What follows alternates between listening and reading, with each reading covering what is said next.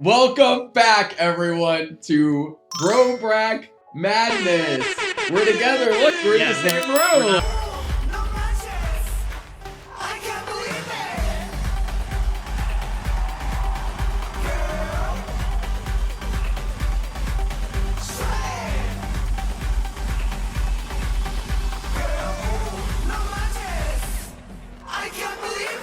AI generated. This is real. This is real. We're talking House of Villains. We're talking the finale, season 3, episode 10. I'm Craig. And I'm Juan. And I'm real again. And I'm real too. Like and Jennifer these glasses Lopez. are kind of freaking me out. Juan got these glasses and they're all red, so it looks like I'm living in hell right now, which maybe we are. These horns are real. The horns are real, so this is a reveal. We are demons. This one right here, I see your heart, and it's ruthless, it's black, it's ugly, and I know why you're in this house, because you're a demon, and you're demon possessed.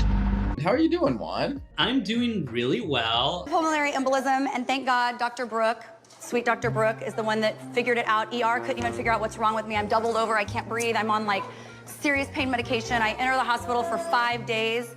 I have a blood clot, they can't figure out how to get it. You know, the Coumadin's not working, I'm on Demerol, I'm on morphine. And that's what this celebration today is about. Since our last video and discussion, I've been doing a lot of therapy. Just kidding. Actually, I did have a therapy session. Did you? I Oh, really that's did. good. They went from like weekly, which tells you where my mind Oh, was, shit. to like monthly, and now like slowly I'm getting phased out. I think it's like every 3 months. Is your therapist phasing you out, or are you phasing it out? It's both. Nice. Because that's sometimes good. there's like nothing to talk about. Right, and I feel like that's a good sign. But I did go in with a lot of demons. So Okay. now my outsides match my insides, how I arrived there. But yeah, no, I'm doing great. I think that it was I'm so excited to talk about this episode. It is really fun to do this. If you're fairly new to us, you might not know this, but we actually used to stream a lot on Twitch together in person. Yeah. We just thought this would be a really fun thing to do. But what about you? How are you doing? I'm doing good. Actually, a very normal amount of horny. I've been doing a lot of traveling for work. Every night. No sleep. Bus. Club. Another club. Another club. Plane. Next place. No sleep. So I just got back from, a whole nother week. It's been a busy year for me, travel and work-wise, but fun to talk about a fun season and recap a good episode. My notes are this. It's 1 page, and go ahead, Juan, and say what yours is, because yours is printed, first of all. And do you have a printer in your home? I know. Okay, and you don't have a printer. Okay, so you had to go somewhere to print. Okay, Yeah. and about how many pages? My count is 11. For pages. Oh, okay. Not my body count. And my count is half, so I think that does count. Your body count? Yeah, sure. Okay. And so let's go ahead and begin, as we always like to do, and talk a little bit about some pop culture news. You might notice my little backdrop, which is actually, it looks so small when you zoom out. Yeah. Having said that, what you're wondering, like, why do I have Confessions Yeah, why? on the dance floor? Yeah, when did that album? 2000, right? Oh, yeah. So, Actually, let me verify that because I don't want to give inaccurate and then like get chastised. I'm gonna So, say it came out. I think it's 2004. I'm gonna say 2002. No, because that's when she was promoting music. Oh, maybe that's what I'm thinking of. Confessions on the Dance Floor came out in 2005. The reason why I'm so excited, but We're on stream. yeah, that'd be great. Look how pretty it is. It's pink. Wow, beautiful. It's really great disco goodness. Anyway, the whole reason why number one, this is a classic. It's a lot of nods to 80s and 70s songs, so everybody's familiar with Hung Up, and hopefully now everybody knows that samples ABBA's Gimme. Oh, do you want it back? Yeah, if you can please. I was just gonna hold her. But the reason why...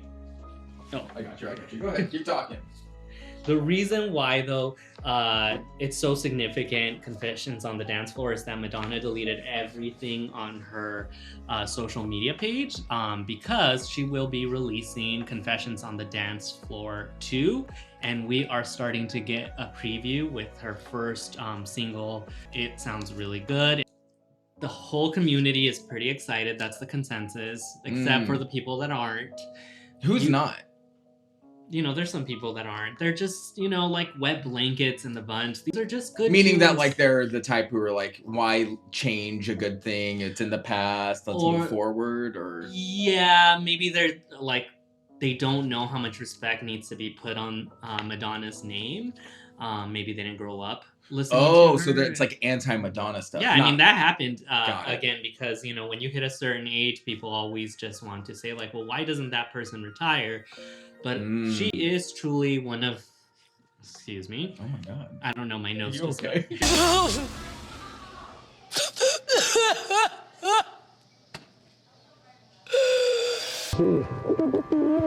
She is truly one of the final pop acts. Ooh. Yeah, go ahead. That reminds me. That is still living. I'm glad that reminded him of that. And on to the next thing. So in other news, someone went and ran up a fade on Ice Spice. Oh yeah. She was just having McDonald's. In a costume. Did you see that? It almost looked like it was like a onesie squirrel outfit or something. I don't know what it was. Like on the show. What show? On House of Villains. Oh yeah. Oh. Imagine one of the contestants. Ice Spice on next season of House of Villains. I could see that. Yeah, that's just really sad. Yeah. Because it just poor Ice Spice, and I mean, I'm hearing that the person that went and ran up the fade is also saying she was really rude to her. But I mean, let her at least finish her McDonald's. Yeah, let her eat. Come on. Yeah. So, what was I going to talk about? You're asking me? Yeah. Let's see. So if it's Juan, okay, Britney Spears, Christina Aguilera, Olivia Rodrigo. Oh yeah, new Olivia music. Rodrigo did. Oh, okay. Drop new music, and so did Demi Lovato. I love that mother being Demi Lovato. Okay. It keeps extending onto this house EDM music of hers. The only thing, and I have a slight critique for her, is please promote your shit because people won't know that you have really good music out there. Like, I feel like I promoted it on a past episode and you know, Do you feel like you're doing more work than she is? Yeah, sometimes. Okay. Interesting. So that's all I wanted to say with her. Do you know what I was? Yeah, I thought it was the Demi Lovato album. I'm gonna remember it like when it's far too late. All right, well, I'll get into straight news, and maybe something I say will work something in you. No, because you want it to be completely. All right, so. I don't know what was. Oh my gosh! Seriously? I should have written it down. Yeah, I can't believe this. Pop Food, culture, drink, pop culture. Well, let me go ahead and bring up another thing. The new Ghost by 7-Up has dropped. We're not being paid to sponsor this, but it straight up tastes like 7-Up. It goes down like 7-Up. Yikes! But it has caffeine. Yeah, that's dangerous. How much caffeine? 200 milligrams. Is that a lot?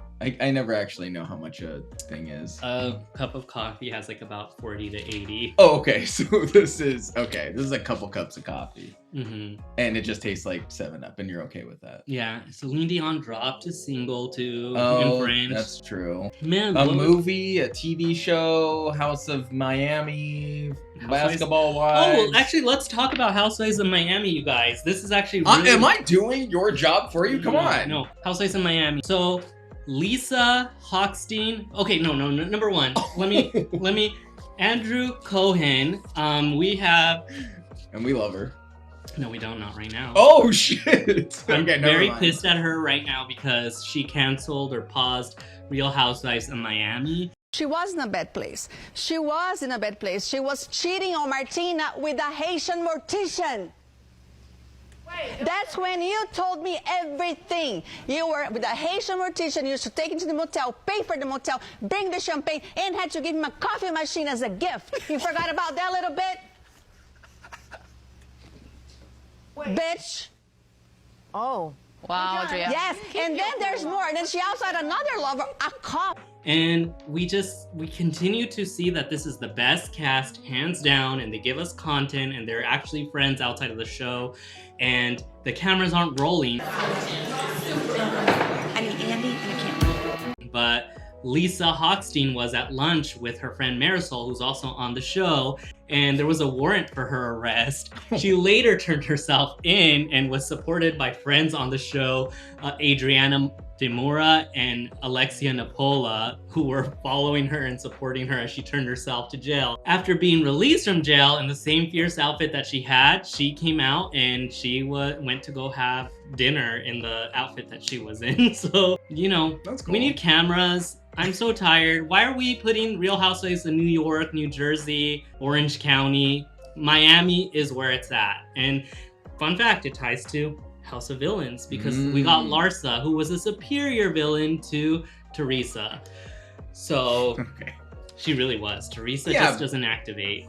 Yeah, that's true. But she doesn't see herself as a villain. She's one of those Larsa villains. doesn't, no. No, Teresa, I think, doesn't. Neither does Larsa. She's like, I don't think any of us are villains. And oh my god. Yeah, but you have to be when you know you. Yeah, I don't know. I'm still trying to think. Those aren't it either. No, I swear. Okay, we ate food. Oh, we ate food, but you didn't want to eat because you wanted to stay hungry for the. I did want to stay hungry. Okay, so maybe you should have ate because maybe it would help you. Maybe the sugars would help your brain or whatever. You know what? I need a Snickers. I'm not myself right now. I'm not gonna be myself tonight. In 2 weeks, but we'll talk about that later. Okay. Okay, so I guess that is it. The weirdest wrap up to pop culture. Wow. That I can think of. Yeah. This is weird. Wow, Why did I draw a blank? That's crazy. And it's going to be something so nothing. It's going to be super important. It's going to be so nothing. Anyway, all right. And in breaking straight news, Padres have a brand new owner. He's from Puerto Rico, and it was for $3.5 billion, the highest price for any MLB team. It's crazy. So I'm really hoping that they come in and they're willing to spend a lot of money so that my beloved Padres can go to the World Series, maybe. Huh? I just think it's weird that you were there, you love that team, and suddenly Puerto Rico buys them. That's interesting. I'm not. Can we begin the conspiracies? I'm not saying. Did you buy them? I did. I wish I bought them. I'm not saying I helped broker the deal in any way, but let's just say, some strings were pulled. You know what I mean? Strange things are happening. I mean, I forgot what I was going to talk about. That's in pop true. Culture. I'm still so sad. Maybe about I it, slipped you a forget-me-not in your in your tree. Yeah. And then when you were talking about Madonna and how people say that she's old and washed up, it's reminding me that Mike Trout right now of the Anaheim Angels kind of crushing it. He's doing a really good job. He had a tough year last year, but for whatever reason, the Angels are killing it. In fact, they're beating the Padres right now, and I'm not very happy about it. But congrats to Mike Trout. He's a little bit older. He is a ripe old age of 34, which is, to me, ancient. I mean, you know what I mean? I can't even imagine being older than 34, right? Yeah, I couldn't. I mean, I'm not. Okay. And that's it for straight news. All right, back to gay news. No, you give one gay news section. There's not two. So, you guys, I just remembered, who is keeping up with Luke Cook and Amanda Batula and West and Tiara Summerhouse? Okay. So this is worthwhile and is straight news. It's not straight news because it's Bravo and Bravo's gay, even if it's straight people. So Luke was making out with Megan King, you guys. Megan King, who married Jim Edmonds, Dad Jeans.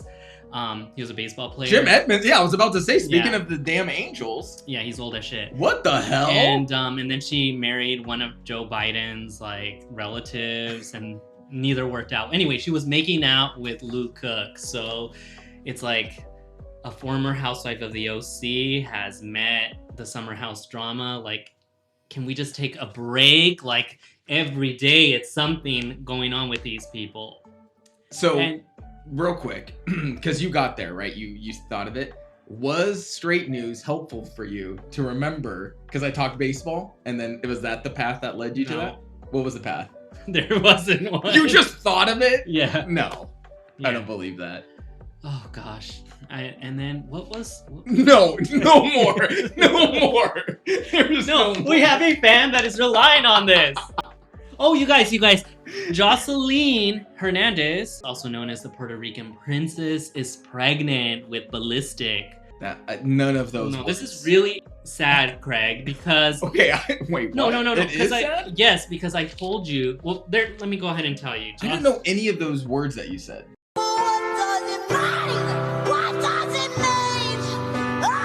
Just now. Well, because I'm trying to get there and I'm trying to land the plane. So Jocelyn is an icon from Love and Hip Hop Atlanta. Unfortunately, because she is pregnant, kind of like Monica Garcia was supposed to be on second season, but then she became the voice of. I would be okay with Jocelyn being the voice of Evil, but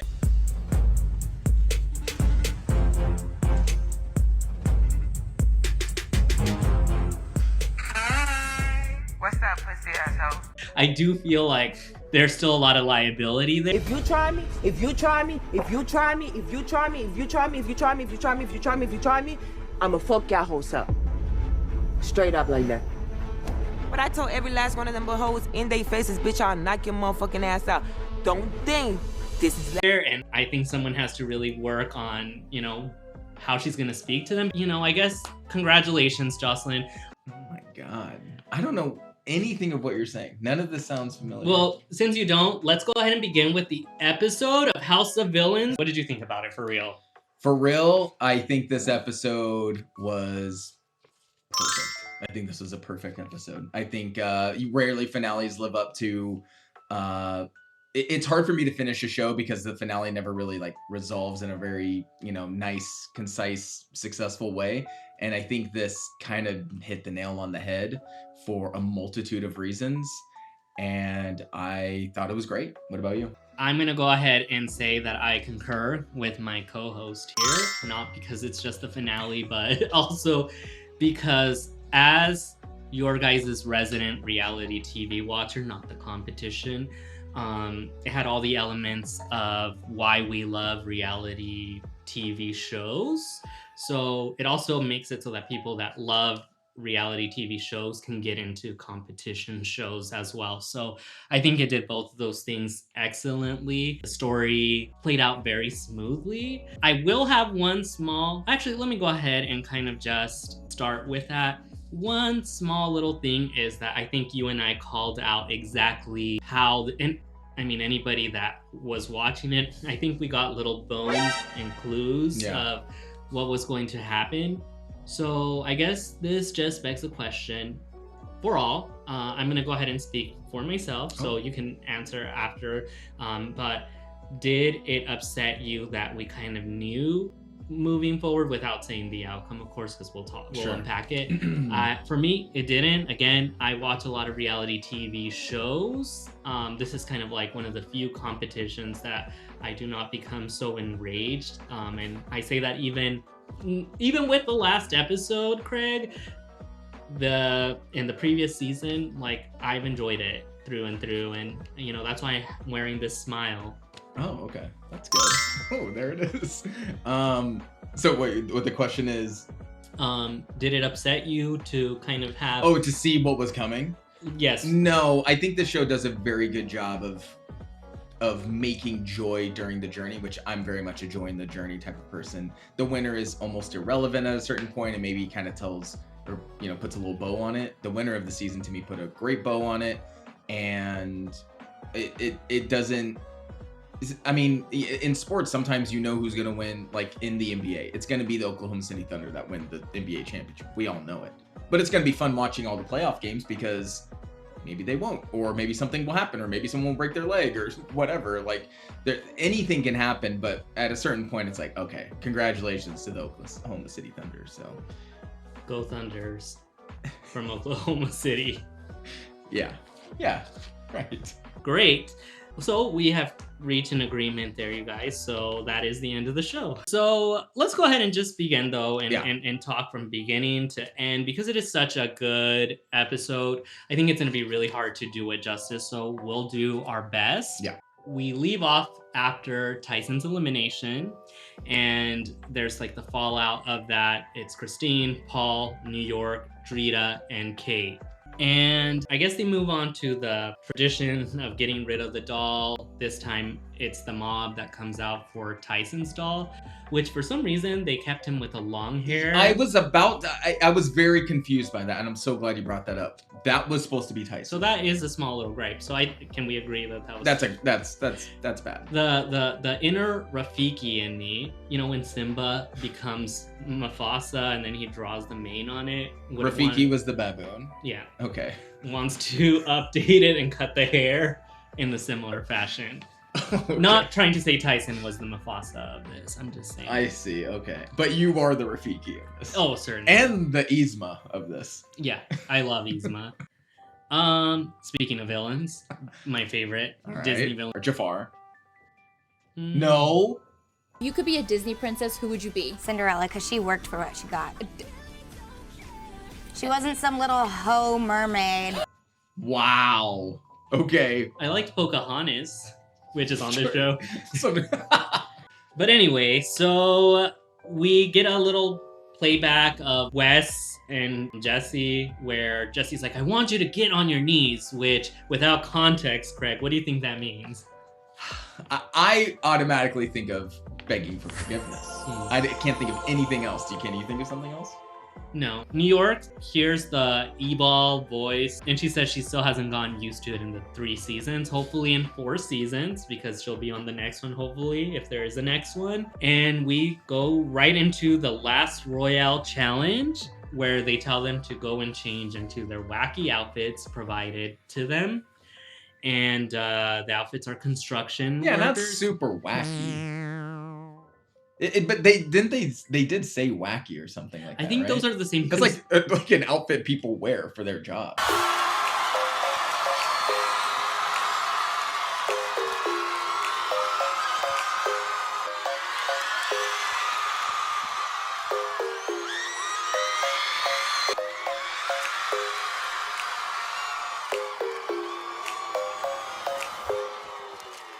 I ain't worried about nothing. I ain't wearing that nada. I'm sitting pretty impatient, but I know.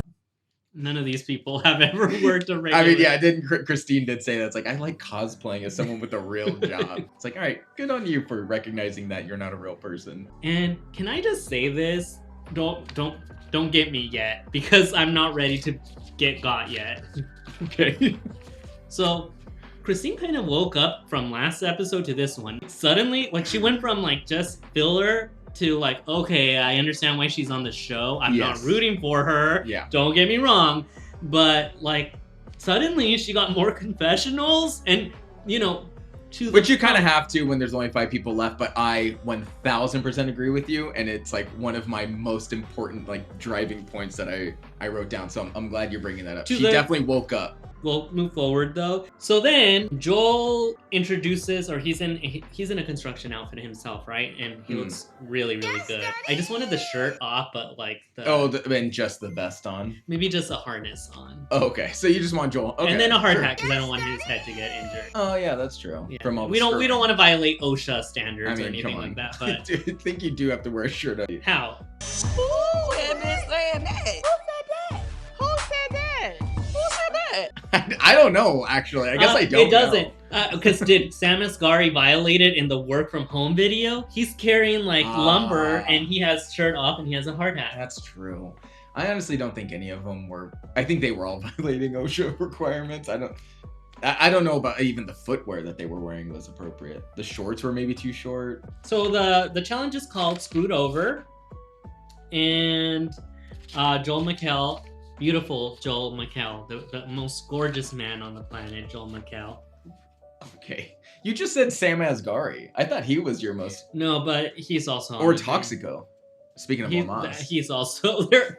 Oh, okay. So it's just like there's a lot of people tied for first. Yeah. Wow. Okay. Great. So Christine, on the topic of that, she says how much she wants to win, really wants to pay for her lawyer fees. So hello, we're getting a motivation for her to actually win. Yep. And then she actually makes a funny. She says, "This is not a drill," which actually made me laugh. I do agree with you that there are parts of her like where in old Christine maybe was like trying to claw out, and then for whatever reason the pre-divorce Christine, maybe. That divorce probably did a number on her. I don't know. All right, so then they bring back all the girls, or all the former villains that got eliminated, and they get to choose let me explain. In the screwed over main challenge, what they have to do is there will be 5 screws. Each villain has to go onto a screw and hold on as long as they can. The person that holds on to the longest will win the game. As time passes, they have to move down to where they have less leverage to hold on to. So it's very Big Brother. In fact, I think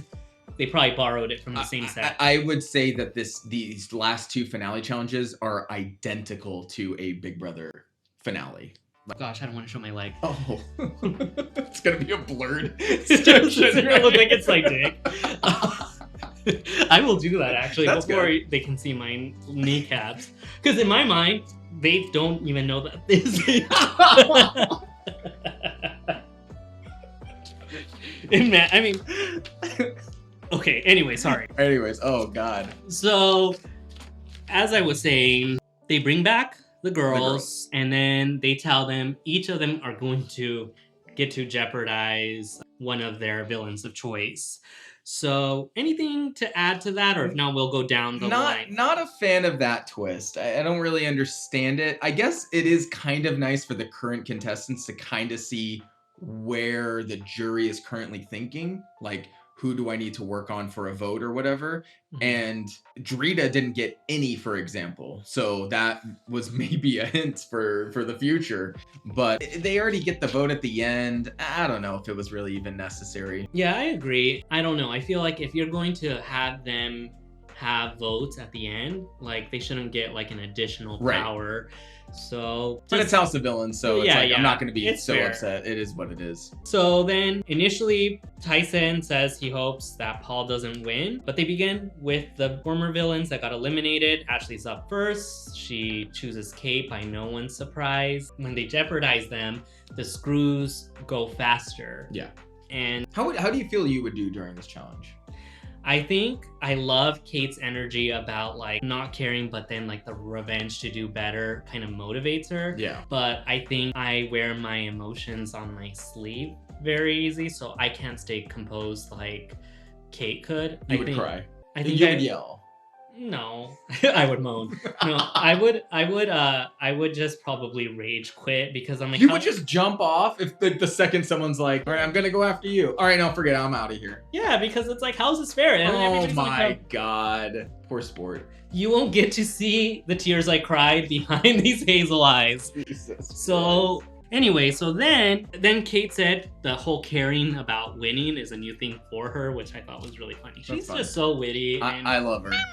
Alrighty, so then Jackie screws over Paul, and I think it's really funny because somewhere along the lines, Paul has this delusion that he is pretty close to winning this whole thing, but I mean, I think he needs to look. He often thinks that. He needs to look no further than the way that people are voting, and I'm like, while Kate seems to be the majority, not everybody's pick, Paul is pretty close there. Yeah. So Molly, you in danger, girl. That should tell him everything about winnability. So Plain Jane gets her revenge on Christine for the first time in the episode, and she screws over Rightfully Christine. so. Yeah. Rightfully so. This was a correct read on Plain Jane. Like, it did come out of nowhere, and we talked about that in whatever season, or episode 2 or 3, but... How do you feel about Johnny Middlebrooks hating New York for whatever reason? What do I think of that? It's weird, right? I think she does push back. I think he's not used to women who are, like... I think he has an issue with women. A big issue. He needs to talk to Jesus about that. I don't know that Jesus is gonna have enough time though, because he's gonna have to at least put in 3 hours just to fucking get James through hello, how are you? I think he's used to a certain type of woman, and I think New York is not that woman. I think New York is a woman who doesn't put up with shit. Elaborate. Oh, okay, doesn't put up with shit? Yeah, I think New York is someone that doesn't put up with shit. No matter how pretty the face is, like I think Ashley was giving into him a lot for a lot of things. I think Tiffany is just like... She doesn't. You know, that's kind of the thing about Johnny that was really funny this season. I think he went on thinking every woman was going to be just going to be swooning over him. Yeah. And only one out of the many that there were. One. Okay, give it out to my host for saying that, because like that is a comment I would have said too. So he saved. We agree on those things. Jesus, I'm gonna start making a list of things that we agree on. We agree on 99% of stuff. We really do. One thing no, actually, my partner was talking about that, and he's like, "You guys often say the same thing, even when you guys are arguing." Like, yeah, this is what for? Mice. Mice? I thought she had rats. No, rats are outside. Mice are inside. Yo, but what if a mouse goes outside? Does it become a rat? And if a rat is in the house, is it a mouse? I ain't never seen no mouse outside. That's what I'm saying. That's because it's a rat, fool. Hey. Yeah, you might have just made a fact just now. That's some real shit. I'm like, I guess. I just like to hear my voice when I say the Yeah, point. I want to be the one that says it, not him. New York saying that she likes being screwed, but not like this. Feelings on that, Craig? Since I know you really like New York. I love New York, and that's a show. It is a show. A show I've never seen, by the way. Oh my gosh. Not even one episode. Should we go into the vault? Okay, so then Johnny chooses New York, Tom chooses Paul, and in the middle of that, Kate falls off. And this is gonna be like none for Gretchen Wieners, but really no one for Drita. Not one single person Not jeopardized Drita. Not one. 25 minutes later, New York falls off, and Johnny is cheering. Johnny was a little bit of a bitch this episode, but whatever. Yeah. And yes, she is a bitch. B-I-C-T-H. And in that order. One small moment that I did right that I was like, oh, that's kind of funny. But yeah, I wasn't a fan of him, but not just in this episode. I just, you know, something about, I understood why he was a villain though. And that's the thing. I will not. I love him as a villain. I will not dispute that. Bring him back. What? No? No.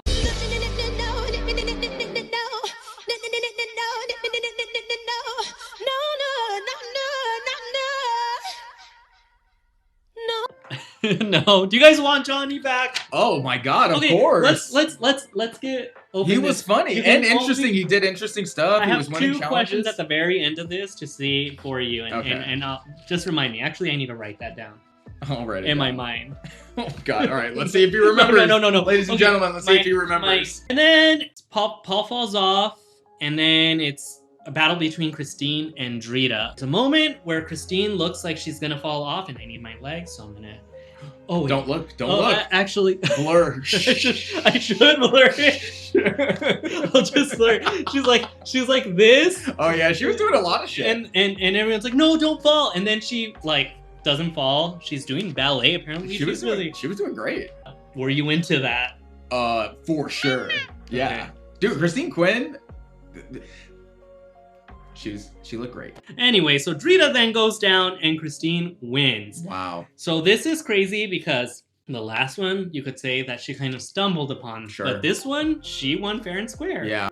And she was targeted. Okay, so then there's this kind of like after there's a little bit of drama between the former contestants rehashing their issues. Plain Jane is definitely being loud, to which Kate is like, these are all attention star beasts.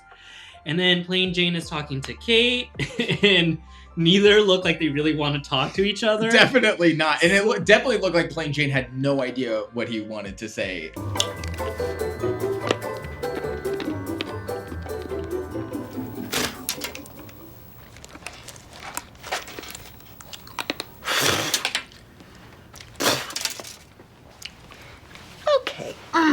At any moment. And then Kate asks Plain Jane, do you still want to continue the scene? And Plain Jane says no. No. And then it's just quiet and crickets, like the crickets that we sometimes play for you, For Craig. me, for but sure. all in good fun.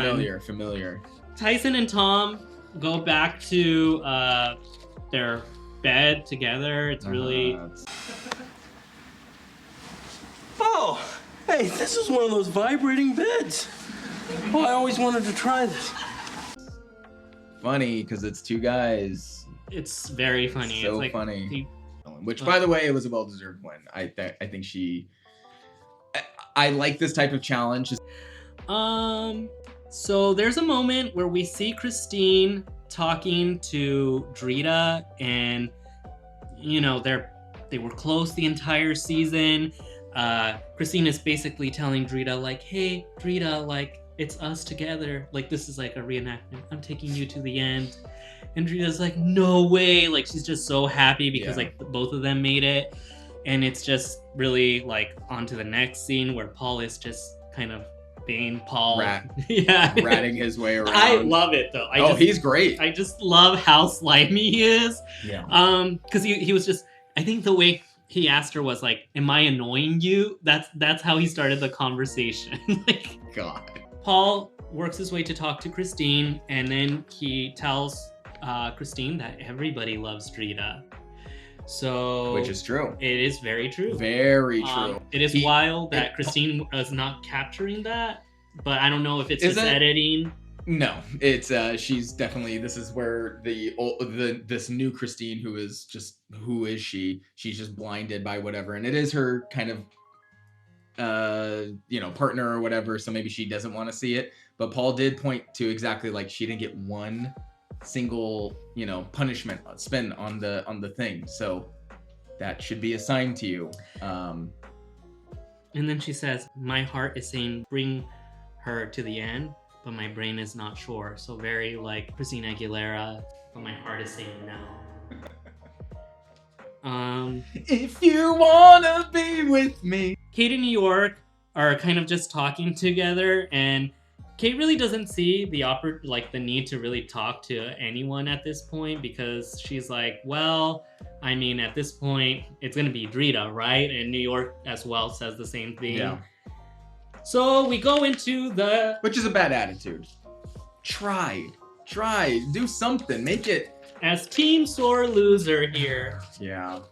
I understand it. I'm not saying it's okay. I'm not saying it from a personality. I'm not saying it's right, but it's okay. I'm gonna make it anyway. I hope they do. Yeah. 2 back-to-back on House of Villains, Kate and Christine. Yeah. And can we just take a moment? We both chose these two. Now, Craig, you did doubt a little bit of Christine. I definitely doubted the whole time. but it is interesting. We did pick, and we'll say that during multiple times. And worthy of saying that Craig did stick with Christine. With that said, by default, she's picking who she's taking to the end. Again, she's already made a promise to Drita, but she's also now starting to think about it. And she actually does talk about how she's not necessarily a strategic or a gaming type of person. It requires strategery. I immediately realized I f***ed up. That's self-awareness. So sure. There's glimpses. There's glimpses. There's glimpses. Okay. So then we go into her first person that she's putting up is New York. And New York just basically says, unfortunately, it feels like my fate. But then she goes into a whole soliloquy of kill me somebody. And I didn't understand that one so much, but it did seem like something that you would do for sure. Are you saying I'm petty? I'm not saying, yeah, for sure. I'm saying you're petty. Yeah. So next up, she does Paul, and she labels him a very fierce competitor. Paul being slimy, he's like, I like this position because I want to earn my spot in the end. You know damn well he would have been so happy if he's just reframing it so that he could look like, this is like when I do something or I get something wrong, and then I'm like, well, that's the way that I intended it, just so that I so I understand, because it's like looking in a mirror, and maybe that's why I'm a big apologist, because I can see a little bit of me in him. Of course, I'd rather be in Joel McHale. But so then the final one, she said she has had time to think about it. I give you the new CEO for the Bluth Company. Certainly the smartest Bluth. My favorite Bluth. And the sexiest creature I have ever laid eyes on. My lovely wife, Lucille. And she nominates Drita, which causes everyone to audibly gasp.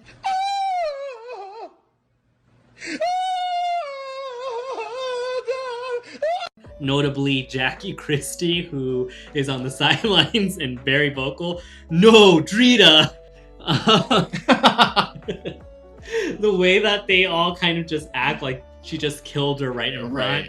But Drita does not take this very lightly. You see a little bit of the mob wives come out of her. Yeah. And she's rightfully pissed because, according to Christine, she was taking her to the end.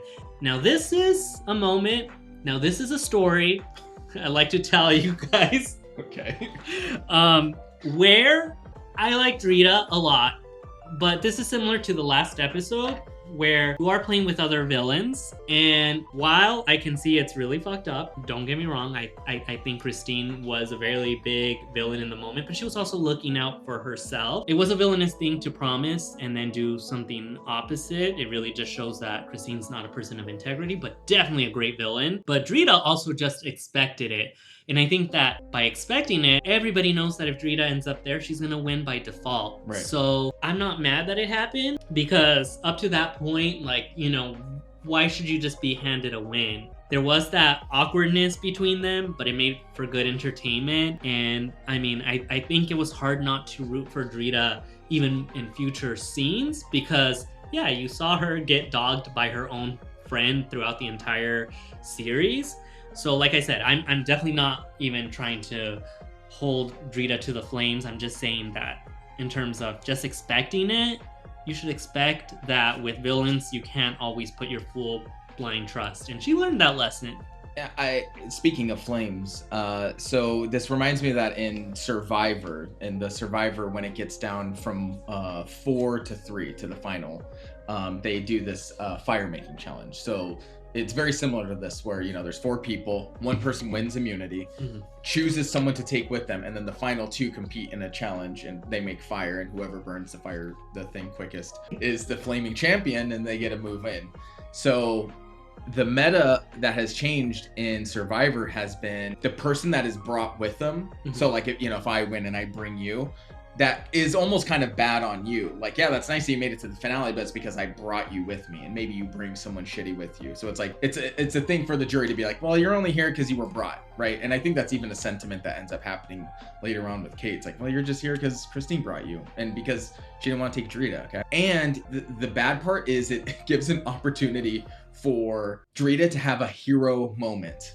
Honestly, not even Drita. If any of them win, it's a moment for them to be I earned my way here, and then everyone, because everyone only wasn't wrong about saying that I earned it, but like, he had already built his bad karma. But he wasn't wrong for saying the comment. No, he definitely no. It's just so typical, because he wanted to make it look like he had the control. This is the outcome he wanted, as if we didn't just witness him begging Christine 100%. A couple scenes ago. So it's funny. It is really funny. It's definitely cope on his part, but it is true-ish. You would rather be Christine, who is automatically in, you don't have to worry about it. You want to have your stamp in there. You obviously also want to be Kate, because you want to be in the finale. You want to give yourself a shot.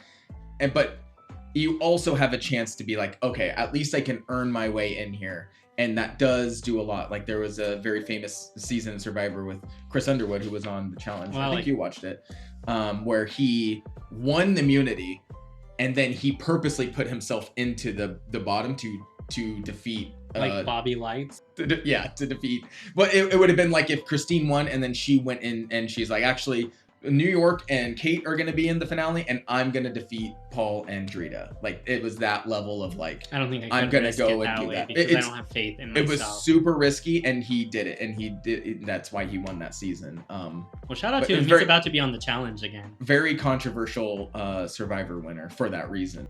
Well, not for that reason, for an Edge of Extinction exploit, but we don't have to get into that. I was at the finale. If you look closely in the crowd on the finale night, I was there. Look for him. Look for me. I'm wearing my devil outfit going like this. But yeah, so I liked what Christine did. This is exactly what you should do. Where she fucked up is she shouldn't have told Drita, you're coming. Yeah, she should have said, "Hey, Drita, I'm really thinking about it. I hope it doesn't upset you, but I need to like think about this. I got to do what's right for my game. Really, like, do that the whole time. I gotta put myself first." Like, shall we talk about the final 3 challenge, or was there anything in between the anything there. I don't think there was. Nothing for me. I think just talking about Drita going off on Christine. This bitch. She's like, what a rat bitch. Which, if anyone was going to be called that in the house, I would have thought that it would have been Paul. No, Christine. He's eating cheese in the corner. But, you know, there is something I want to talk about, and this is on Christine. So, I know we've already beat this dead horse, but I think I have found the accurate read, at least for me, for her. She is fake. You're not an intellectual. You're a fake and a fraud. And I say that fake. Yes, fake, okay. Because there's moments where she's like, I feel so bad, and there's not even tears coming. Caitlin, cousin is a fat whore. Okay. Out when she's talking to Kate about she feels so bad what she did to Drita. But then there's You don't think that was sincere? Well, no, because then she starts talking about Drita and she's like, but she had the highest chance of winning and all of that. So it's like, just say it for what it is. And so I'm like, I don't think she's like a manipulator, but I do think she's conniving. Who are you? Are you this person that really did care for Drita? Or are you now just rationalizing because it makes you feel better? So I don't know if you know this one, but people aren't binary. It's giving he, she, we, they, them, non-binary, vegan, vegetarian.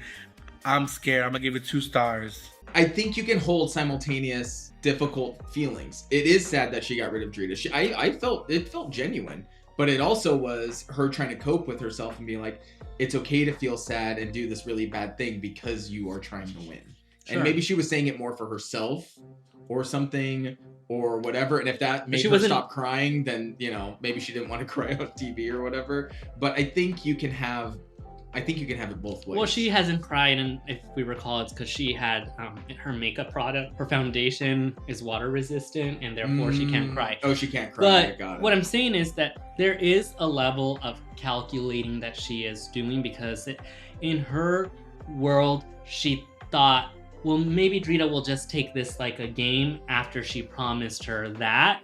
And it's like, in what world do you think when you wrong a person, do you also get that chance to be like, hey, but we're cool though, right? Especially if that person is Drita, who is maybe really if it pissed. was like one of the, you know, quote unquote gamer types or something, where it's like, hey, maybe they'll see the game move inside. But it's a very bad read. Drita is very much a loyalty person, and she was going off saying like, I'm gonna get everyone out of here to vote you out. I think Christine, when she thought enough to make that decision, thought about how hurt she would be. But, you know, she chose herself because, again, she has her own interests. She shouldn't be playing it for Drita.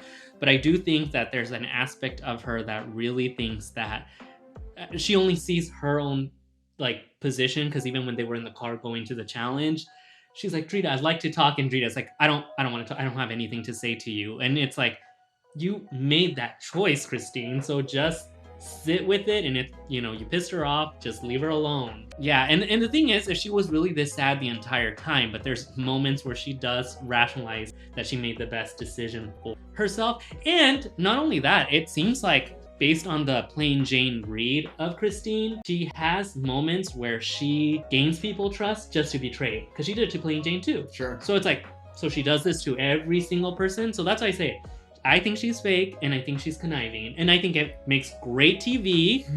But how come you're always the person that's falling with people? Like, how come that didn't happen with Drita? How come that didn't happen with New York? How come it's always you on the end of, oh, you pissed off this person because they trusted you, and then you backstab them? Yeah, it's an interesting take. Yeah, it's just my take. I'm not. If you disagree, let us know in the comments. Don't forget to hit the like. I don't personally know her. I'm just saying that is definitely interesting. Yeah, you're saying it's more she did that move to be a conniving person. Well, she was okay. I'm saying enough. I think she is a conniving person, but also feels bad for it. I don't know. Maybe I'm off base. I don't mind being. I just think that for me, I wouldn't want a friend like that just because it's a game. Okay, but she's mixing personal feelings. I think like that's the thing. Like, if Paul did you dirty after like you were like what he did in Big Brother, and then suddenly he's like, it's a game, get over it, would you be like, yeah, I forgive you? No, of course not. See, like, because there's a certain meanness. I think like some people can get past. I think like a lot of the competitors probably eventually got over the whole Kate thing of it because it was like in the pursuit of entertainment. But Christine did build an actual relationship with Drita. I mean, I've seen what Drita said about Christine after the show, and it was like we would talk together when cameras were not rolling. We cried. We talked about very personal things. Were you being sincere to me the entire time? Yes or no? This reminds me of a Survivor player named Dawn Meehan, who... That is not a real name. Fun fact, well, her name's Dawn. Her last name's Meehan. Okay. She was Mormon, and she played this mom character. She's not even that older of a lady, but maybe even Christine's age. And she was very kind and passionate to people, but she was a little bit ruthless in the way she played. And people said exactly what you're saying. Of we were so close, and we would talk. It's like, yeah, but we're playing Monopoly, like we're playing a game. Like, what do you want me to do? I can be both people. So I have a lot of compassion for specifically women get this type of like, you were so nice to me. How come you're so cutthroat? So like, I think Kate does a really good job of balancing that for whatever reason. No. But here's the thing. Kate doesn't go in pretending like you're my super best friend. And I think that's the thing. Sure. It's not just a woman thing. I think for me, I would have a real big issue. I'd rather someone stab me in the front than in the back. Because in the front end, that's what Kate actually does do with a lot of these people. It's not like it was unclear that she didn't like Tyson or Tom or any of those people.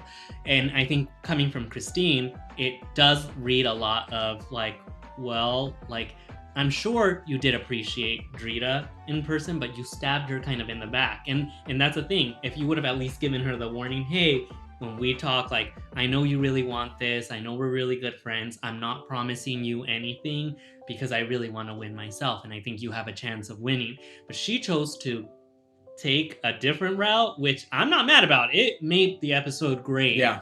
But anyway, let's go to the competition. Backstabbies. Oh, yes. They did Thank an award. You. They did a They made them all dress up. Very nice. Joel McHale. Oh my gosh. I just wanted to eat him up. He just looked so handsome. And like he had this huge throbbing personality. Heart. Oh, okay. And it was just begging to just bust out his heart. Yeah. No, I know. Yeah, I'm worried about his health. I don't want his heart jumping out of his chest. I also wanted to make a comment on Tom Sandoval's outfit. I think it was really similar to actually what Joel McHale. He, not from here, because I'm just not a Tom fan. I know there's some people that are, but from below here, the neck down, 10s across the board. That suit was beautifully fitted. Wow. I don't like a bow tie. I actually hate bow ties, but he made the bow tie and everything just looks so fancy, so chic. We have a wind chime. Oh, wind chime. Of my hand and yours.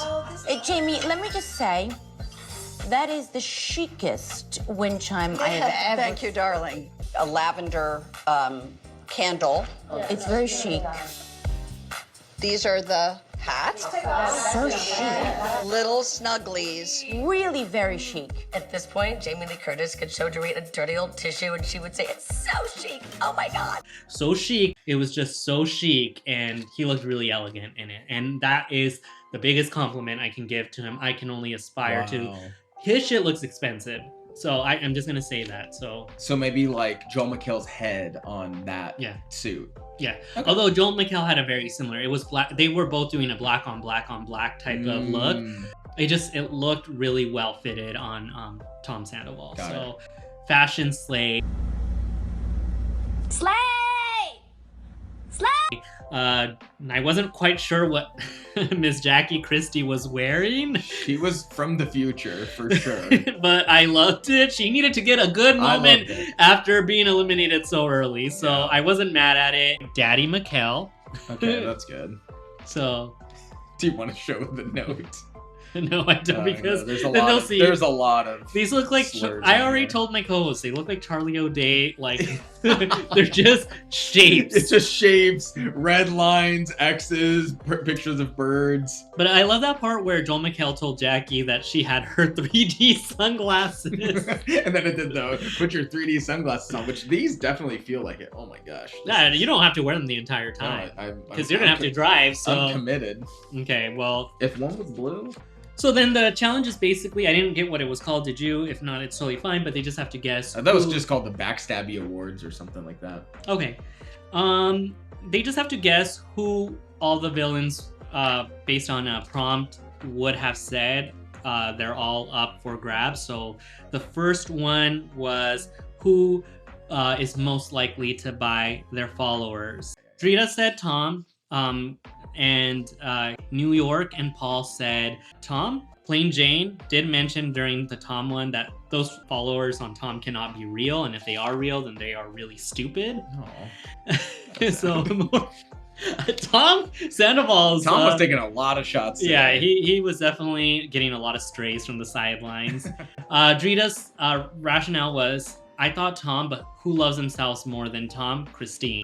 I do have to mention, because I have to... this one, and I know you're like one by one, but I have to. You love the one by one. We can do one by one. No, that's okay. I just want to say that because they were all very good, especially towards the end. They were the biggest crier, and I have to say that the person that ended up being was Ashley, and she's like, I never fucking cried. And then they showed a bunch of clips where she was crying, including one that's like, I want my mommy. When she was sick. So I thought that was productions are the real villains in here. For sure. They are just burning everyone all at once. Everyone got roasted. So then another one worthy of noting, because the person is already up for grabs to win this whole thing, was who's the fakest? And Drita, not surprisingly, said Christine. Right.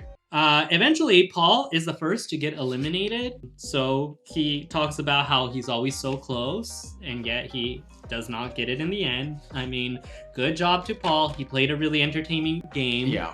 But unfortunately, his time was due. And, he kept the show very entertaining. And I live to see him lose. Yeah. But I love him. New York goes against Drita, but Drita ends up getting it and ends up in the finals. I want to once again bring up that Jackie's like, bitch, you're going to the NBA finals. Once again posing the question, does Jackie know where she's at? I truly don't think she knows where she's at. I think she thought she was watching the NBA finals. It would have been nice to have Jackie a little bit longer. This was fun. This was actually, I'm glad they brought everyone back. Yeah, because I can see everyone's personality. And maybe that's how they should do it in future seasons. Maybe it should always just be that they stay so that the jury can kind of see and whatever. But Jackie Christie was doing a lot of work, and it was. I don't think she'll ever be good for like a competition, but I do need her on a show because Basketball Wives just ended. Okay, so then we have Drita, Kate, and Christine in the finale. And so begins the thing that Christine said a couple episodes she was not going to do, which is campaigning for the win. So we don't have to really talk too much about it. I think once again, Kate has a moment where she's talking to the producer, like, I'm not having the conversations with anybody's like, what? So I can talk to Tyson and Tom. Once again, Tom catching strays. We should have done a counter. How many strays he caught? Tom was getting a lot. He caught so many strays. But she's like, it's going to be two bitches telling each other exactly. And she's like, I don't want to deal with that. So then we go to the actual final scene where they speak. Drita has to tell or convince her fellow villains why she should win. And Drita's speech, she essentially talked about how there are many types of villains in the room.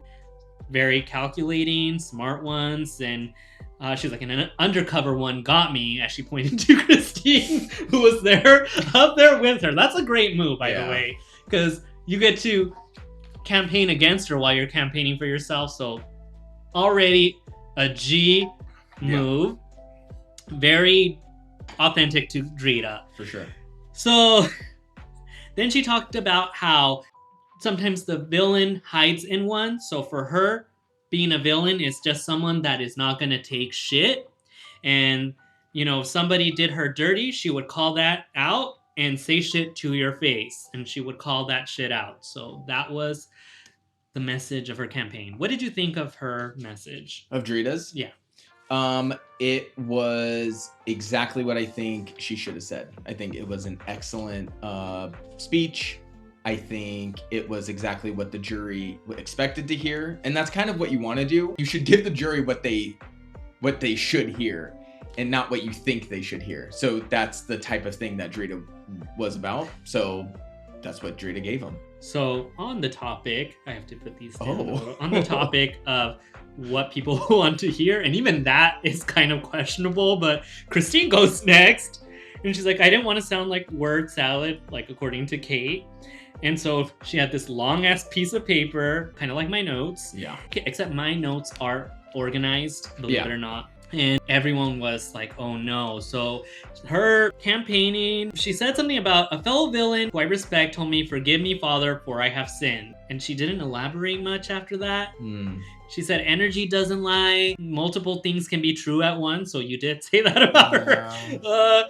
And then she said a lot of, it's not about being calculated or evil per se. I just wish someone would have hit her with the Billy Madison. Mr. Madison, what you just said is one of the most insanely idiotic things I have ever heard. At no point in your rambling, incoherent response were you even close to anything that could be considered a rational thought. Everyone in this room is now dumber for having listened to it. It was really bad. I think really she bad. really did sincere. And there is a moment that I do feel bad for her because a lot of them were laughing. Everybody was sitting down. And That would be... They did a running gag, but I would have walked off. It would have been... if that would have happened to me, like Plain Jane just sat down immediately. When it would kill me to have that happen. And I would just... that would make me rage quit and be like, you know what? It looks like I'm not going to win. You know, Kate, it's your turn. I would feel... demoralized, but good on her for sticking through it. She really did. She stood by whatever she had to say, which was a lot and a lot of nothing all at once. Nothing. And you know, credit to you, in the last episode you said that if she gets to the finale, her biggest challenge is going to be what? The final fucking speech. And what was it? What? The final fucking speech. Yeah. And she got on the show probably because she is good with words. Like when we saw her clips and everything like that, you did a good job of, you know, showing me a bunch of things of her and things that she did. Like she is very cunning and stuff, but holy moly, but this has been her thing. And they were laughing at her. So honestly, for me, a little bit of everything that Craig just said, like, yeah, I'm agreeing. Craig is really eating it up today. You guys, give him a hand of applause. I 100%. This isn't because it's finale. Obviously, if we disagree, we will go at it. But we just have, maybe it's because we're in the same room. The last thing I was going to say, the only update or like upgrade for me is if you've seen the movie Carrie by Stephen King, that's how I would have ended. That's okay, got it. For me, like almost like Dragula. Yeah, I would have tapped into my telekinesis powers. The light fixtures would have fallen on all the villains because no way are you guys gonna laugh at me when you guys didn't make it as far as I did. Wait, so I would be like, they pour blood on her? Yeah, is that how that went? And Yeah, then she went crazy. Yeah, got it. All right, so then the end of Christine's speech has inspirational music, so that's kind of cute. But again, I would feel really sad, and I'd be like, you guys can't use any of the footage, cut the cameras, dead ass type of thing. But with Kate, she just goes short for the sake of speech, and she talks about what makes great reality TV, a great villain origin story. She talks about how she had to defend herself most of the time, and she thanked herself multiple times. And she did talk about, according to the stats, and if this was a sport, then it would all point, and the stats would point out that I dominated. That was beautiful. That was so beautiful. If this was the type of game where they did put respect on the stats, Kate won it like by far. That speech was incredible, but I think she pissed off too many people, and that caught up to her. Again, the shitty part was she did play so beautifully, and that speech was mwah, chef's kiss, Chef Ben's kiss. Oh, don't get pregnant. I know. What did you think of that speech? It was good. I was afraid. I mean, the thing is, she gave the correct speech. Again, it's what the jury expects to hear. That's what, and she didn't really make no bones about anything. She did have the most dominant strategic game. I just wonder if I don't think there's anything she could have said in that moment. She was clearly better than any of the gamers, and the gamers are not going to have that happen on their watch. So she was losing no matter what. Once Drita was in the finals, it was going to be a very difficult path for either of them to win. Absolutely. I do think that when all the contestants play, they really do owe a really big thanks to Kate Chastain for agreeing to doing this show. Not that they didn't bring anything, but Kate really did the heavy lifting this season. And that's despite the fact that New York gave us TV gold. Yeah. So I by no means am bringing the others down. It's just Kate did she made this show so interesting, and I think it's going to be really hard to fill hers and New York's shoes next season. She did make a comment that she said, me and New York are going to be roommates again next year. Did you catch that? I thought she said, I don't want to be roommates. Oh, well, something like that. But I was like, oh, are you implying that you're going to be here next year? Which, yeah. I'm not mad if that happens. I wouldn't be mad either. And I just want to mention a moment where Plain Jane talked to Christine and she told her, like, you know, you have my vote. I think I'm leaning toward you. And all this to say that overwhelmingly the main vote to win was Drita, being the third season winner of House of Villains. Congratulations, Drita. Congrats. Big win, 7-1. 7-1. New York voting for Christine. Yeah. No votes for Kate. No Shockingly. Votes. Christine looked very upset. Kate said she had no regrets. Yeah, no regrets. She also thinks she played a better game than Drita. She said, I did a good damn job. And Christine said, fuck you. Bunch of jealous skanks, all of them. So what a way to go out. But I couldn't have thought of better finalists. And I would like to take a moment to say, did we not just get 2 out of the 3? 2 out of the 3. The 2 losing ones. But I think we were spot on in our thing. So congrats to, honestly, both of us. I think we're the kind of the winners of the season. We're gonna go play the lottery after this and get second place. But I got a lot of notes, just like kind of like wrap up notes on this. So absolutely. This final 3 is the perfect final 3 in for this season, and I think it's very emblematic of 3 play styles that I think is very common winning play styles in these types of games, in games where there is a jury who votes. So there's you have Drita, who is the nicer, maybe under the radar social strategist, is very nice with everyone, is maybe peppering in votes to people as they vote out. So that's like, hey, you can't be mad at me. I tried to save you. And maybe that was niceness, and maybe it was, you know, whatever. Tom clocked it, but hey, it proved to be extremely effective. So that was Drita. The next one is Christine, which you pointed out. Her end game was incredible. She turned it on. She won 2 challenges. She got out exactly her target in Tyson. She got exactly her target in Drita. And then unfortunately Drita came back. But she did everything in her power, in her like that she could do to influence, and she did it effectively. No one was really targeting her. I mean, she was like on the block a few times, but she turned it on at the end. And sometimes that wins. And then the last one is Kate, who is just the pure strategist, pure game player, pure dominant. Competition beast, just like all around overall player. The reality is for me, these are 3. If any of them won, yeah, it doesn't like there's not a, oh, Kate should have won. Oh, Christine should have won because she did this. Oh, Drita should have won. No, it's dependent on the jury. And when there's a jury vote, no matter what, the jury always gets it correct. There's oftentimes like there was this guy in Survivor, his name was Russell Hantz. He said that Survivor was flawed because the best game player, he thought he was the best game player, doesn't win. He got to the finals twice and he didn't win because he's like, well, I played the best game. I was decisive. I got these people out. I was controlling votes.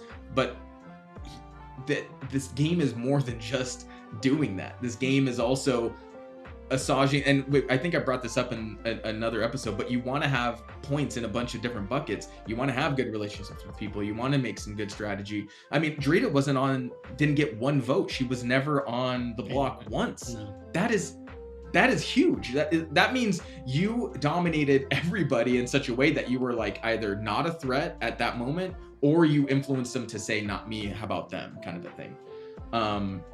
She does cite her cooking, which is a little bit of an annoying thing to me, but whatever. Well, I've never had Albanian food. I want to try some now.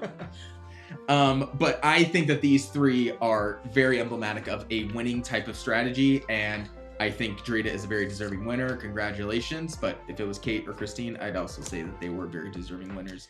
I'm very happy with the way the season ended up, for sure. I think so too. I mean, this show continues to prove time and time again. I really hope that it gets renewed, because then it gives us something to cover. But what a great season. Now that it has ended, if we're doing tiers, because we love to do tiers, it's so close to being as good as season 1. Season 2 wasn't a flop, don't get me wrong. It just feels like, because this one was so good and season 1 was so good, it just doesn't quite get like these two, but it was good too. But what a great way to end the season. And yet it wasn't too infuriating, because we kind of got the context. We got to see her work for it too. Like, I think that was my point last episode, was she wasn't just handed because like she pulled a sad story. She was strategic. She was, she earned by winning a challenge. It didn't matter what challenge. And it was so I agree with your buckets. And I think you don't, like, she won, like, even in Big Brother, this is very important. Sometimes people purposely throw competitions, like, I don't want to get the blood on my hands. I'd rather it be someone else. She didn't need to win any supervillains. And the only time she needed to win, she won. So good for her for doing that. She won the exact maximum or minimum number of challenges she needed to win. Like, if she would have won supervillain when she wanted to, then maybe some of these jurors would be really pissed off at her. It's like, hey, you voted me out, fuck you, you know? Absolutely. Instead, she can just be under the radar, and then make it to the end. And she gave herself a chance. I mean, that finale challenge was also very dominant. She knew these people very well, because she talked to them, and she knows who they are, and she's like, I know what the house is kind of thinking. I think this is going to be the right person. I think this is going to be the right person. So that's Drita was on us, and credit to the editors, because oftentimes, especially in Survivor, they do an awful job with this type of winner, where it's like, oh wait, so all she did was cook and she was nice and she wins? Who gives a shit? No, she was doing a lot. And we saw it, and she was entertaining, which is just credit to the casting too. Yeah, whoever's doing the casting on this show, I know we're about to just shit on what I'm about to say right now, but they're doing a flawless job. Sometimes some TV shows, and it's actually a big critique of mine as it relates to Bravo shows, which is they listen too much to people on the sidelines, on Reddit forums, on Instagram posts, but they need to really trust in their work, because whatever they've done for the last 3 seasons, the casting, everything has been flawless. They've done such a great job. Okay, so with that being said, I'm about to shit on just what I just said. Are you? Well, no, this is more just for funsies. So my questions to you, number 1, let's start with, if you could bring only one person from this season back into season 4, assuming there's a season 4. Kate is the best competitor I have ever seen in my life. She is so funny. She is exactly what I want to see in a reality show competition. Kate's all around. Kate should be on every. I want to see her on Survivor. I want to see her on Big Brother. I want to see her on Amazing Race. I want to see her on every show that I watch. I don't think she's gonna want to do any of those. I don't care. Get her on these shows. She didn't want to do anything on Traitors, so it was so funny to watch. But since that show, I mean, you just know, like, she was gonna be. When I heard she was casted, I'm like, okay, this is gonna be really good. She made. I still say, and it's my opinion, that Traitors is successful because of her and Cirie, because Queen Cirie had no blueprint. I know that there's some argument on the internet sphere of like who's better, Suri or Rob. I'm not gonna touch that. I'm just gonna say Suri. Rob from last season. Oh yeah. But I'm like, but Suri dominated that game, and a big part of that is because she used Kate as her punching bag. Yeah. And not once did even Kate suspect Suri. Not gonna try to contradict you. I mean, I always think it's funny that New York gets recruited every season, so I'm not throwing her name either because I feel that like she's I'm assuming New York is there anyway. So I'm not saying it would be New York, but I'm assuming the only New reason York's why I'm gonna not be there. saying Kate is just to not like Say the copy. same. Yeah, Sure. So if I had to choose someone to, I'm gonna go ahead and choose Plain Jane. I feel that she didn't get the opportunity. I agree. To really show that she could be strategic, and they all like the ones that got out really early. But I just feel like she had a fire in her, even in the way that she came in this season. While some were like, "Oh damn, she's trying to get a moment, she's being annoying," but I'm like, she has the fire in her to maybe do more, similar to kind of like when New York got eliminated the first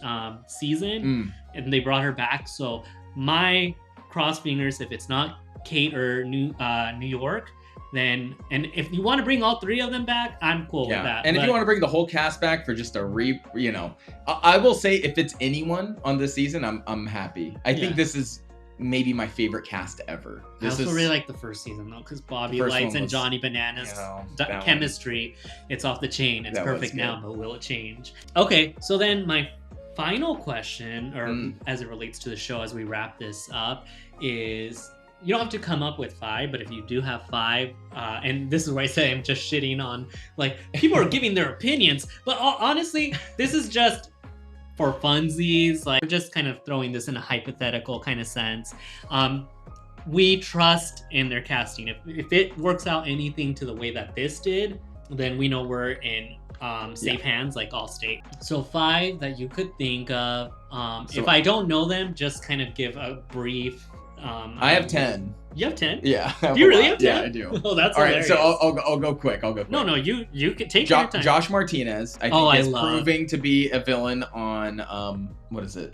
Casa Los Famosos. And he's a menace. And he's a menace, and he was on this season. I love it. I think Josh should be it. And he was a villain on Big Brother. People don't. He was Paul's fucking like. Paul would say, "Go get him," and then Josh would bang on pots and pans and yell at people. A couple people.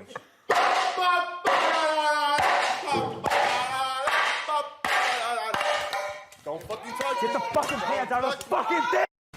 People, and they still voted for him to win. So I think Josh would be incredible on the show, and I think he would do really well. He's very reactive too. If he's not shouting, and this is the same thing with La Casa de los Famosos, he's crying. Mommy! Mommy! Mama! Mama! Mama! Mommy!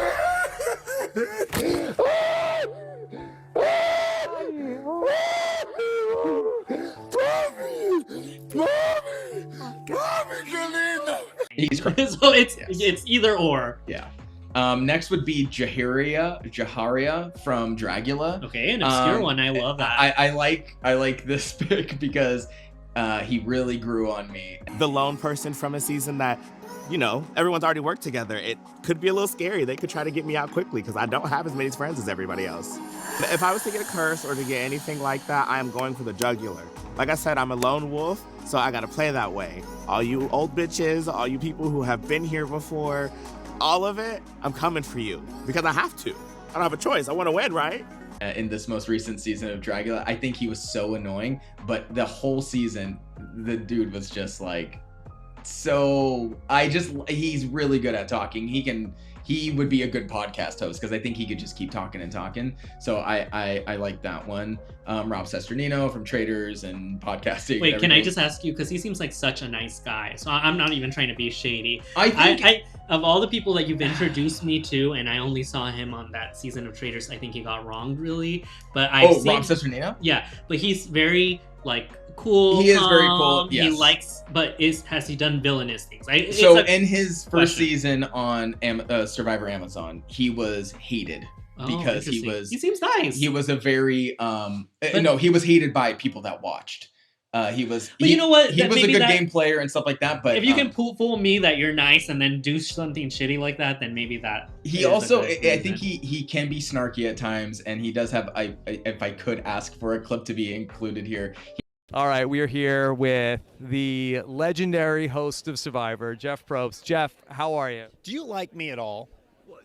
And it's so awkward, and Rob's like, what do you mean? Like, he said again, he just has this kind of energy, but maybe he might not be a villain. No, I mean, I respect it. I feel like I don't know him enough. I'm just telling you my assessment. He was a villain back in the day. Now he is like really nice. He's like a of nice all the people, dad. like when he's talking to like former contestants and stuff, he's very kind. He is nice. There's this whole Traitor season 4 drama, and he really stays out and does a really good job connecting with people. Yeah. But maybe if he can then use that and weaponize it, then that'd be great.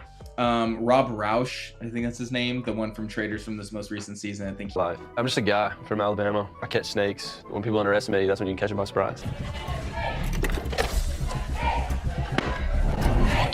Do you play chess? No. I'll teach you. Okay. Which way do you like? We'll go with Rob's. Yeah. Yeah. That sounds good to me. Sorry, Rob. There was only room for one Rob in this.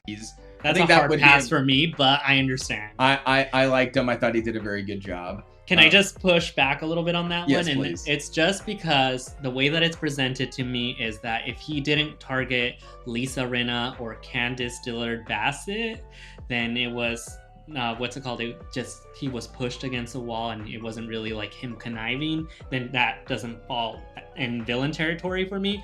But I know that I'm not the biggest Rob Roush You fan. might not be a big Rob Roush fan. But I just didn't see it like villain. Unless it was deliberate, like where he wanted, but he didn't own it. Like he's like if he would have owned it, I feel like I would be like, man, this guy's a piece of shit villain. I think he kind of had a similar villain arc.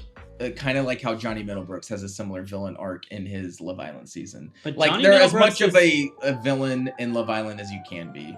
But Johnny is an asshole. I feel like Rob, to be honest, my read on him is after he won the season and I've seen clips of him, he seems like a nice guy. For me, and I will respect your list and stuff. I just it don't seems know. like you've shot on 1, 2, 3, 4 No, I of them haven't. so far. All right, anyways. I was just saying, like, he just seems like he didn't own the moves that would, I think, make him villainous. Like, if he really did want to come after Candice, and then I remember him telling Candice at the reunion, Candice, it's just a game. But I'm like, okay, if it's just a game, then you didn't really have any ill intent with it. So then I don't know how messy you're willing to get. That's interesting. But if he's willing to get messy, I would want You're saying that these people are unqualified. I didn't say people, I said Rob. Okay, Rob. Okay, Rob R. Okay, well, Rob C. I don't know him well. All right, well, I'm curious what you think of this one. Colton Underwood.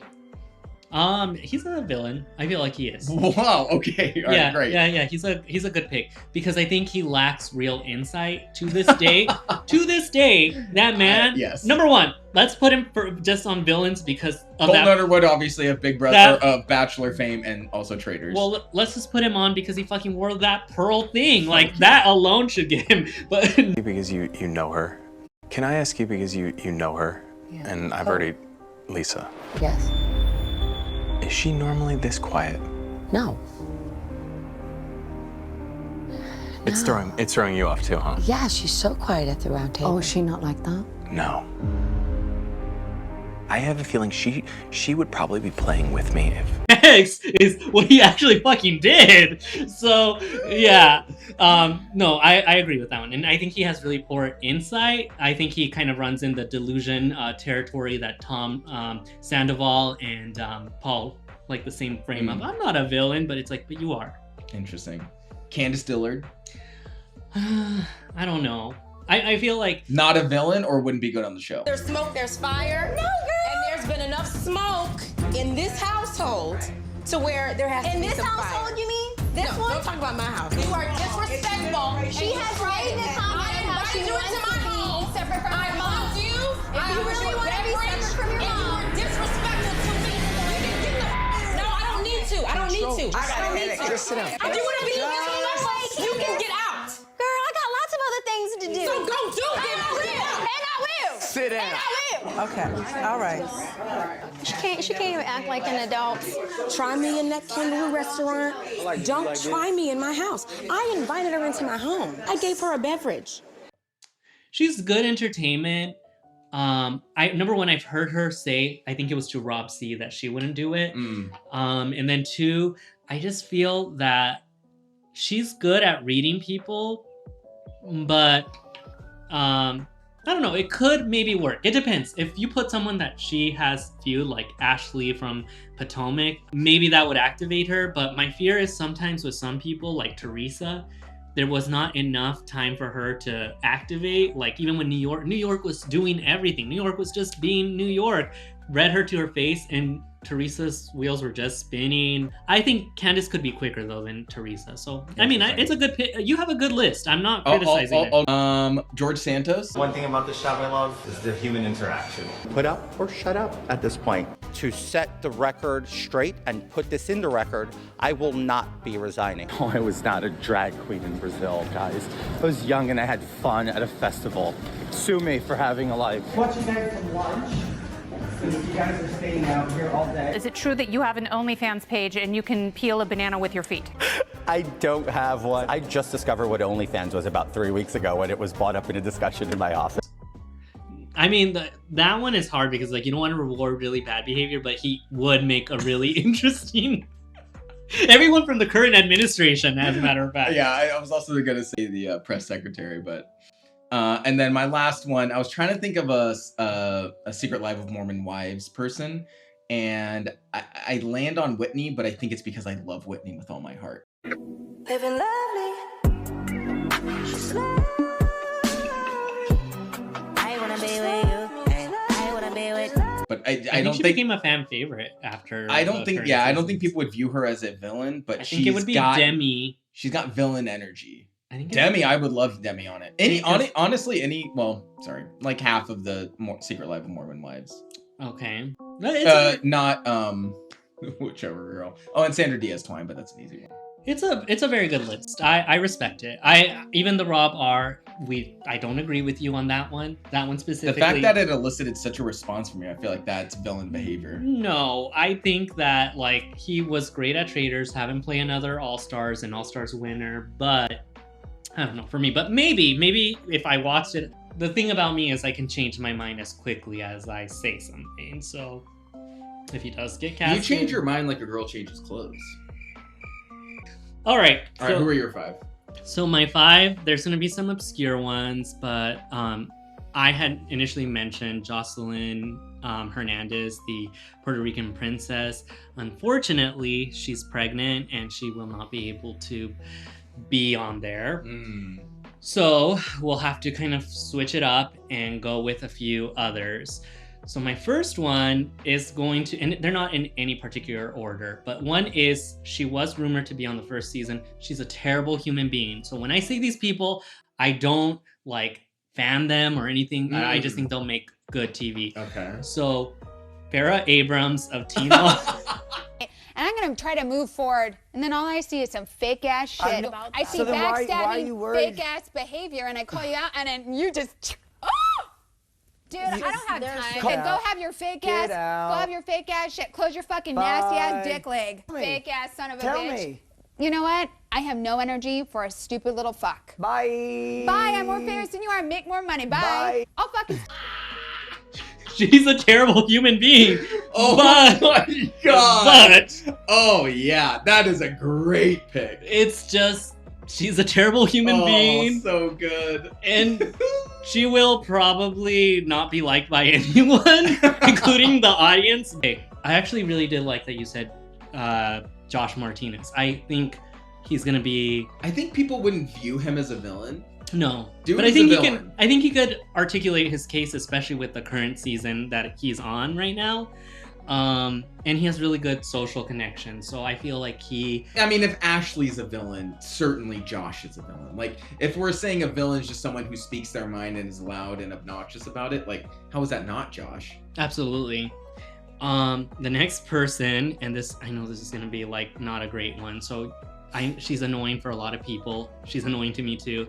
But Laurel Stack from The Challenge.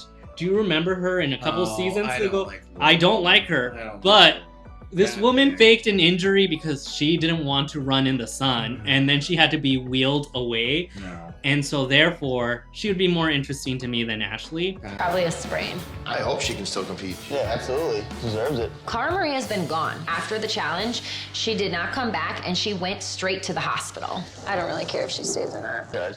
Why didn't she apologize? If she wasn't in the wrong. The way you talk to her. Like, shut the up, Cara. You're annoying as shut up. You can't just be okay with something in my personality and then all of a sudden not be okay with it. I am who I am. Yes. I'm just saying. Next is a villain. Just a pass for me. Yeah, no, I know. I'm not a fan of her either, but I'm going just based off I like love this. I feel like your picks are like you're picking people like against your will. You're like, I hate that this is the answer, but the spirit is telling me that it's this. Kinda, yes. So my next pick is so this is kind of an obscure one for you. There's a TV show called Love After Lockup. It's basically like 90 Day Fiancé, but trashier. Nice. And in the second season, there was a girl named Lacey. She's an interesting case, but basically her villain story is... My name's Lacey, and I'm from Virginia Beach, Virginia. Right now, I'm currently in a relationship with Shane. What led me to look for somebody else while I was already in a relationship with Sean was he started becoming really controlling over the phone and not wanting me to talk to any other people or go out or have fun or anything. I met Shane from meetinmate.com. Since I've always had a thing for inmates, I decided to go on the site, and the first person I saw was Shane. I wasn't really serious, but when I saw this one picture, I was like, oh my God, this guy is hot. His body hits all the checks off my list. With Shane, I fell in love with more of an emotional aspect because we don't know each other. But talking on the phone to him, we've definitely created a connection that it's something I've never had before. John doesn't know about Shane, and Shane has no idea about John. I'm afraid if Shane finds out that I'm engaged, that he might not want to meet me. But in the meantime, the ring comes on and off pretty easily. The way she talks, she's a character. One of the guys' names is Shane, and the other one is John, but she can't pronounce those because her lips are really plumped up. So she's like Chain and Tron. Wow. Okay. The next one is, and I know you don't know names, but as soon as you see her, she was on Drag Race season, I want to say 15. Brother. All right. Let me look this up. Who? Mistress Isabel Brooks. Oh, God. It's zeroed out. I think that's gonna be real messy. I agree. Okay, You know what I so anyway, this is and just too much talking. So you're giving me your point, and then Carrie, you're giving Georgia her point, and then vice versa. So let's. Okay, we're gonna swap. Y'all gonna swap. House of Brooks. Here, Miss Brooks, keep it in the family. We should go. Georges, I'm gonna go ahead and swap with you, honey. Season 14, Texas Girls. And as Nicole said, we're keeping the Brooks in the family, and we're not really related. So here's my point, Georges. I love you, sister. And let me get my badge. Be a fucking cunt. Get ready, bitch, because I've been a cunt for longer than you could ever think about. I still got my 2 points, so Brooks' accomplishment. You're online all the time. Look it up. Can we get at least 3 things? Try to find an things? ugly picture of me. You can't. Can we girl. get what I could find an ugly picture because what I saw last week will be forever memorial. Mistress Isabel Brooks, I think she was season 15. Don't come for me, girls, if I got it wrong, but... You're right, it is 15. And I got it right. She's such a villain. Her reading game is on point. I love that, what's it called? Craig did mention that Dragula girly, because I had not even thought about that. But now that I've had enough time to really think about it, I think my pick probably would be Abora, just because there's constantly mood swings, and I need to see these mood swings happening. We're gonna go home because I feel like you're not 100% here. I have to agree with Melissa, Abora. I hate to say it, but like I don't know if you're like prepared fully. Thanks, everyone. I'm fucking pissed. Fucking cunts. Don't say. Or Erica Clash, who I mean, it can't get any more villainous than fucking your own cousin. Yeah, that's true. And then admitting it on a lie detector. Honestly, I feel like they would all qualify as villains, and I think they would all embrace it. True. You know what I mean? True. And then I do want a couple Bravo people. So Gigi Golnesa from formerly Shah's of Sunset, now The Valley, the Persian style. I think it's time we get Golnesa on a reality TV. No one's more chaotic, and I'm telling you, talk to you guys for days and days about her lore. But Golnesa, terrible human being, great TV. Okay. And then, this one's not gonna really land well with a lot of people, but Mercedes from what's it called, Traders season 2, and Shah's of Sunset, also the Valley Persian style. Her mom Vita is one of the most heinous people on TV. It's really pretty. But can I say something? Sure. Okay. Her boobs don't have a support. I don't like that is cheesy. I don't like mermaid. I hate mermaid. It's kind of old-fashioned. I do know from what's it called, Housewives, and this is kind of like a connection. Marisol Patton, because she's very calculating, and she's the one that originated the quota. What's right for the whole isn't right for the soul. Just gonna say. Oh gosh, it was like at the tip of my tongue. Oh shit. Uh-oh. I'm having another of these. Oh no. Is it Lindsey Graham? No, just kidding. No. Lindsey Graham holding a bubble wand? TMZ caught up to him and then asked him about it, and he didn't want to talk about it. That's so fucking And everybody's funny. like, you already know what he's gonna do with that wand. Yes. This is another connection, and it's like really, really distant, but if you know, you know. Season 4. So I wanted to choose Natalie Nunn.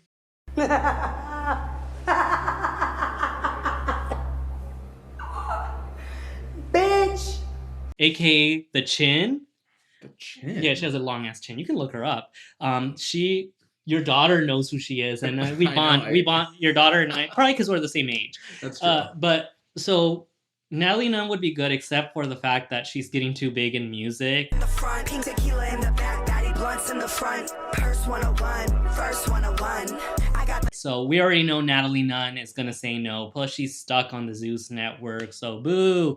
But if Natalie Nunn wanted to do it, she's the perfect villain. Okay. But last but not least, from Natalie Nunn's season of Bad Girls Club season 4, and also Bad Girls All-Star, their version of the challenge, season 1, Florina Kaja. Left you someplace. So what? A normal, sane person deals with it normally. You know what? That's why you got punched in the face by will.i.am, because you're a bitch. What? I think you want to piss off What? the host. No! You got punched in the face because you're a bitch. You, I didn't judge nobody. I was myself. I was real 100% of the time. I hope you're getting therapy because you have serious anger issues. You better believe it, Perez Hilton. Flo, is there anything else upsetting with I don't know what's upsetting me. I don't know. Why am I crying? Because I don't know. You're drunk. No, that's not why. Don't do that. Don't do that. Because I swear to God, bitch, you two acting all fake today, acting like those are your best friends all of a sudden when I had your back this whole time. I'm going to tell you right now, I got tricked yesterday. You're the victim. No, I'm No, not. you're Bring it! But you're not looking for it.